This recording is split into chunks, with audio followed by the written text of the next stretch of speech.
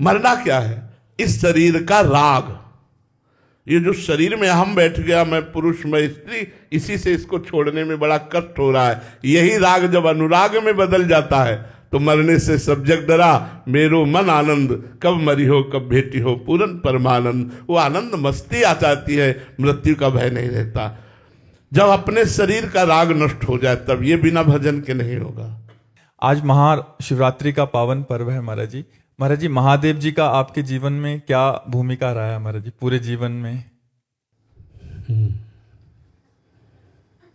कैसे वाणी उनकी कृपा का वर्णन करे। बचपन से लेकर के आज तक वही संभाल रहे हैं, भगवान शंकर की ही कृपा से। जिस कुल में जन्म हुआ वहाँ के आराध्य देव भगवान शंकर, शैव उपासना, ब्रह्मचर्य, महावाक्य, काशी का सेवन, काशी से वृंदावन, वृंदावन में प्रिया प्रीतम की उपासना, सर्वस्व महादेव जी की कृपा से हुआ है। सब भगवान विश्वनाथ जी की कृपा से हुआ। उस कृपा को वाणी की सामर्थ्य नहीं कि वर्णन कर सके, जैसी कृपा भगवान से। और ये हम निश्चित कहते हैं, जिस पर भगवान शिव की कृपा नहीं है वो कभी प्रेम को प्राप्त नहीं हो सकता, आत्मबोध को प्राप्त नहीं हो सकता। दोनों बातें, जहाँ पर कृपा न करें पुरारी, सो न पाओ मुनि भगति हमारी। जिस पर त्रिलोचन भगवान चंद्रमौलेश्वर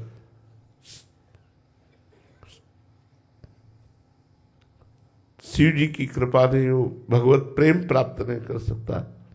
और फिर आत्मबोध के लिए तो स्वयं शंकरम शंकराचार्य के रूप में प्रकट हुए। वही संपूर्ण चराचर जगत के गुरु हैं। जब जहाँ जैसी आवश्यकता होती है वैसे ही आचार्य रूप धारण करके पहले पिपासा जागृत करते हैं, फिर इष्ट रूप से उस पिपासा को शांत करते हैं। सारा खेल शिव का ही है।